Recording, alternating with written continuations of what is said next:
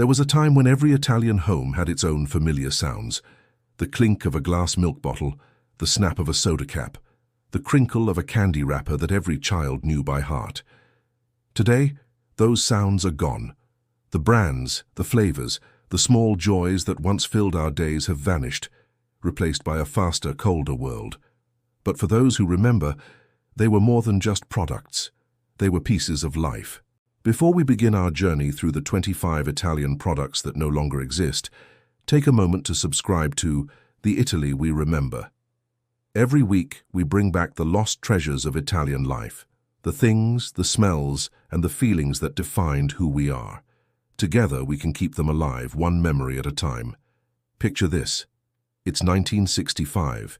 You're a child sitting at the kitchen table. The radio hums softly in the background. On the counter, there's a glass bottle of Chinotto Neri, beads of condensation running down its dark surface. You twist the metal cap, and the bittersweet aroma fills the room. That first sip wasn't just a taste, it was a feeling. A small, simple joy in a world that moved slowly enough to savor it. Italy has always had a way of making ordinary things feel extraordinary. In the post-war years, everything was being rebuilt. Factories, families, dreams. Out of that hope came the products that filled shelves and memories alike. From soaps and sodas to candies and toys, these weren't just consumer goods, they were symbols of rebirth, of optimism.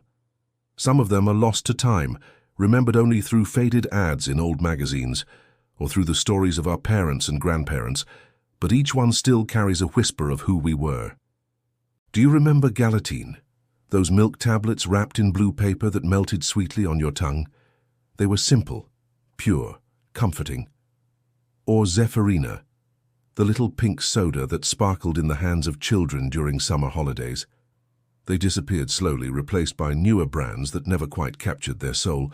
Then there was Alemagna Panettone in its original tin box, shining on tables at Christmas. The scent of candied fruit and butter filled the house long before the first slice was cut.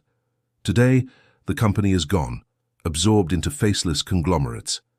But for many Italians, that old Alemagna logo still means family, warmth, and the magic of holidays past. Not far behind it came Idrolitina, the little blue sachet that turned plain water into sparkling soda. Every kitchen had it, every grandmother used it. You'd hear the fizz and see the smile as she served it proudly, as if it were champagne. And who could forget Sorpasso chewing gum? The bright red packets sold at corner shops, each with a tiny collectible card inside. It wasn't about the gum. It was about the surprise, the joy of discovery. Childhood in Italy was measured not in years, but in small wonders like that. The supermarkets of old Italy were nothing like today's endless aisles. Shelves were few, but each product mattered. Super Crema Ferrero, for example, was the sweet paste that came before Nutella. Smoother, richer, more intimate somehow. Its glass jars were reused to hold buttons, nails, or flowers after the last spoonful was gone. Nothing was ever thrown away. Then there were the soaps and scents that made even chores feel elegant. Felce Azzurra, with its deep blue bottle and powdery perfume, still exists, but its cousins, Nutricidra and Saponetta Flora, have long vanished. Their gentle aromas still seem to float through memory, attached to the scent of fresh linens and summer mornings. Not all vanished things were food. Some were part of how Italy moved and lived. The Lambretta, the forgotten cousin of the Vespa, roared through narrow streets carrying young couples and dreams of freedom. The Olivetti Lettera 22 typewriter clicked its way into history, a machine that turned thought into permanence, words into legacy. Today those sounds are silent, but their echo still lingers. Do you remember Girella Motta when it first appeared? Chocolate and cream spirals that made every school break feel like a celebration. The packaging was simple, the taste unforgettable. Or tapioca findus, that soft, warm dessert served after dinner, spooned carefully into glass cups. Gone too soon, but never forgotten. And what about cordial Campari soda, the elegant miniature bottles shaped like tiny torpedoes? They stood proudly in every bar, a symbol of sophistication and Italian design. Today they've changed, sleeker, colder. But the charm of the originals is lost to time. Even toys were once made to last. Soldatini Atlantic, the plastic soldiers painted by hand, lined bedroom shelves across Italy. They weren't just toys, they were imagination in motion. When a child played with them, whole worlds came alive on terrazzo floors. Then there was cremino motta, that triple-layered chocolate so creamy it seemed to melt before touching your lips. Or coppa malù, the iconic pudding in a small glass cup, topped with whipped cream.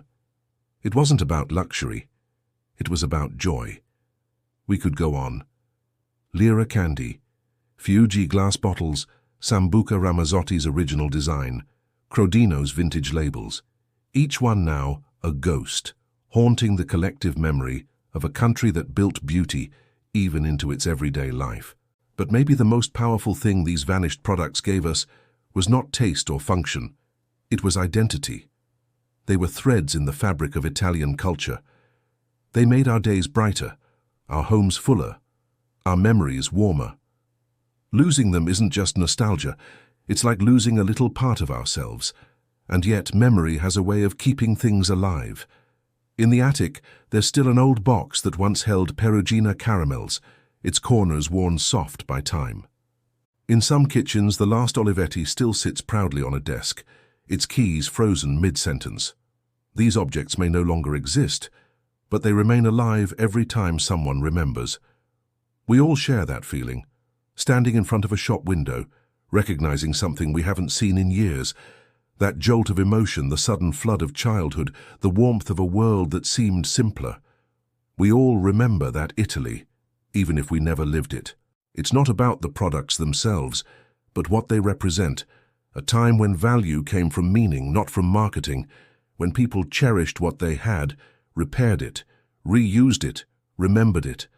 That Italy taught us something we've forgotten, that happiness doesn't need abundance, it just needs soul. Maybe in some small way this video can bring those feelings back, not just to remember, but to reconnect with who we were and what truly mattered. So now, as we say goodbye once more to the 25 Italian products that no longer exist, let's hold on to the stories they left behind.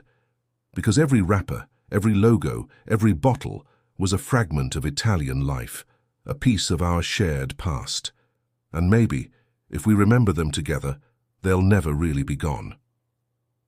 Subscribe to the Italy We Remember and share your memories in the comments below. Tell us which product, brand or small detail from Italy's past you still remember and what it meant to you. Because memories, like flavors, only fade if we stop tasting them. And perhaps, one day, the Italy we remember won't just live in our minds, but in every story we continue to tell.